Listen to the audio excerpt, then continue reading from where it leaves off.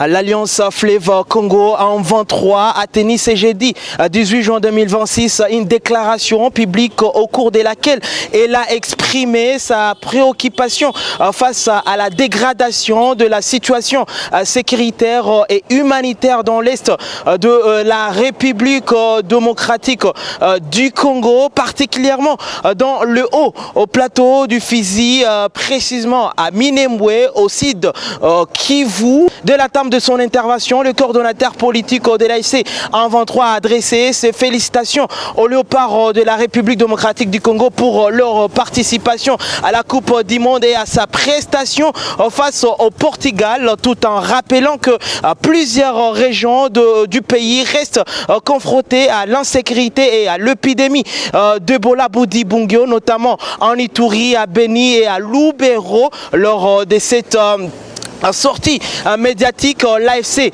123 affirme accorder une pensée particulière aux populations de Minembwe et de ses environs qu'elle estime victimes de violences récurrentes. Le mouvement dit apporter son solution ou encore ses soutiens aux familles endeuillées, aux blessés, aux déplacés ainsi qu'aux personnes vivant dans un contexte marqué par l'insécurité permanente. Selon la déclaration du coordonnateur politique de l'AFC 123, M.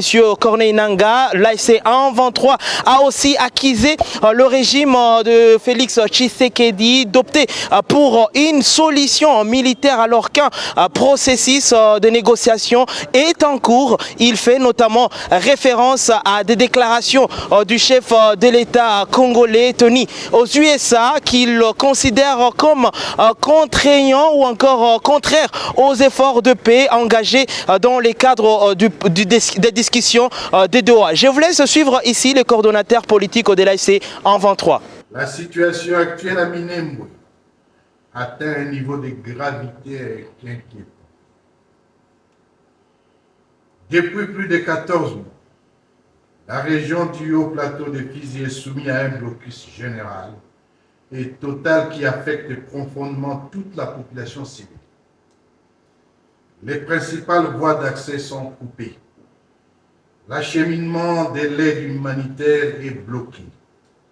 Les services essentiels sont complètement paralysés. Les familles entières se retrouvent privées d'approvisionnement en nourriture, en médicaments et en biens vitaux de première nécessité.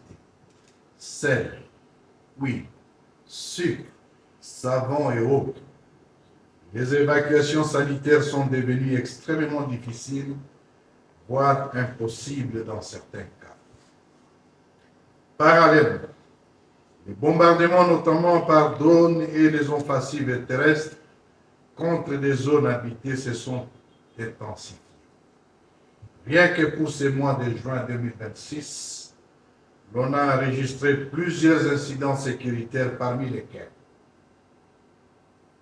sur l'axe Mikenge-Kamongo, le jeudi 4 juin, une embuscade meurtrière tendue par les éléments de la coalition du régime de Kinshasa a coûté la vie à plusieurs civils banyamulenge revenant du marché de Mouranga dans le haut plateau à Bijongo vers Minembwe. Dans la nuit du 6 au 7 juin, les villages d'Ilundu, Konkwe, Bidegu et Gassé, situés dans le secteur d'Itombwe et de Luleng, ont subi des bombardements par drones et des combats causant la mort de plusieurs civils, parmi lesquels des enfants, des femmes et des vieillards. Hier, mercredi 17 juin, plusieurs bombardements indiscriminés ont été enregistrés dans la même région, causant mort d'hommes, des incendies et des destructions des infrastructures tant sanitaires que scolaires. Jusqu'à présent, les affrontements se poursuivent dans plusieurs localités du Haut-Plateau.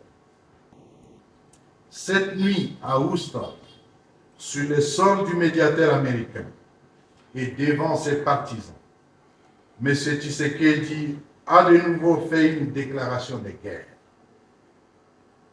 Alors qu'un processus de négociation est en cours et qu'un protocole sur le cessez-le-feu a été signé entre le régime et l'AFC M23. M. Tshisekedi affirme que son armée est en train d'écraser l'ennemi en ce moment même et annonce la récupération prochaine des villes stabilisées de Goma et de Bukavu.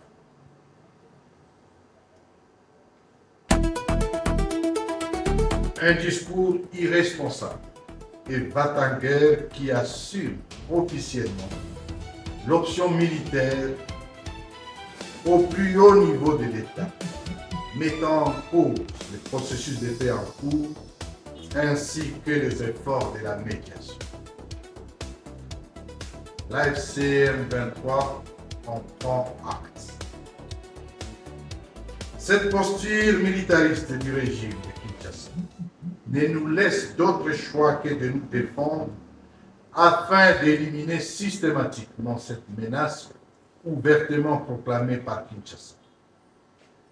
Face à cette situation dramatique et au regard des calamités qui s'ensuivent, nous avons la responsabilité devant Dieu, l'histoire et la nation de constater ce silence assourdissant de la médiation et des partenaires au processus de paix qui frise la complicité. Surtout que la communauté internationale dispose d'informations détaillées sur la réalité du terrain, les bilans massifs des victimes civiles et l'auteur de ces crimes. Notre option a donc toujours été de trouver une solution politique. Nous l'avons demandé, nous avons continué à les demander, mais les faits sont là. Nous avons entamé un processus politique ad hoc et qu'on appelle le processus de paix des droits. Nous y sommes allés avec toute la sincérité, toute la bonne foi nécessaire. Et nous disons, comme nous venons de dire tout de suite, que nous constatons malheureusement que cette attitude de paix n'est pas partagée par l'autre partie, c'est-à-dire le régime de Kinshasa. La situation qui inquiète, c'est la situation sécuritaire dans le haut plateau du territoire de Fizi et particulièrement à Minembwe et dans les villages qui entourent. C'est une catastrophe humaine. C'est une épuration ethnique qui est en cours.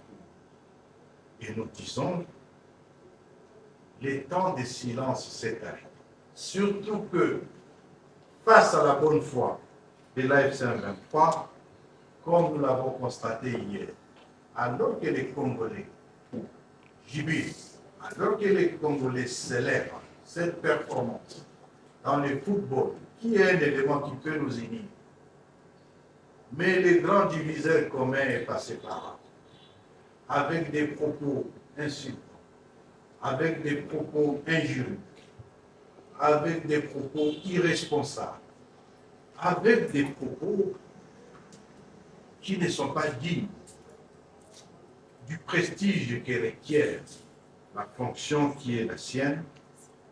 Et il a fait en fait une déclaration de guerre. Et aujourd'hui, nous disons, nous prenons acte. Et cette prise d'acte signifie, nous n'allons pas nous laisser faire. Nous allons nous défendre. Et surtout, défendre la population. Aujourd'hui, la population de Minembwe a besoin de la protection. Aujourd'hui, ce que nous demandons, c'est que la population de Minembwe a besoin d'une attention. Aujourd'hui, ce que nous demandons, nous disons que non. La population de Minembwe a le même droit que la population qui est à l'Équateur, qui est au Katanga, qui est à Kisangani ou ailleurs. Et pour ce faire, parce que nous ne pouvons malheureusement plus compter sur ceux qui prétendent être des médiateurs, sur ceux qui prétendent être les acteurs de paix. Il faut que la population se prenne en charge. Et l'organisation de notre mouvement va justement se prendre en charge. C'est ce que cela veut dire. Est-ce que ça signifie que nous allons répliquer quoi? Nous allons travailler pour protéger la population civile, pour protéger de cette stabilité qui est déjà garantie dans le territoire libéré et pour faire en sorte que les menaces, d'où qu'elles viennent, soient plus ou moins éteintes à leur source. Réaffirmant son attachement au dialogue, l'ASC A23 souligne néanmoins que sa patience a de limites et affirme poursuivre ses objectifs qu'elle présente comme une lutte pour la protection des populations et la transformation de la gouvernance du pays. Eh bien, en conclusion, le mouvement a renouvelé sa solidarité envers les victimes du conflit dans l'Est de la République démocratique du Congo, en particulier les populations civiles affectées par les affrontements dans le haut plateau de Minembwe, tout en appelant à une mobilisation en faveur de la paix et de la sécurité dans la région. Je suis Zungushe Maloui pour le compte de Voice of Kivu à Goma.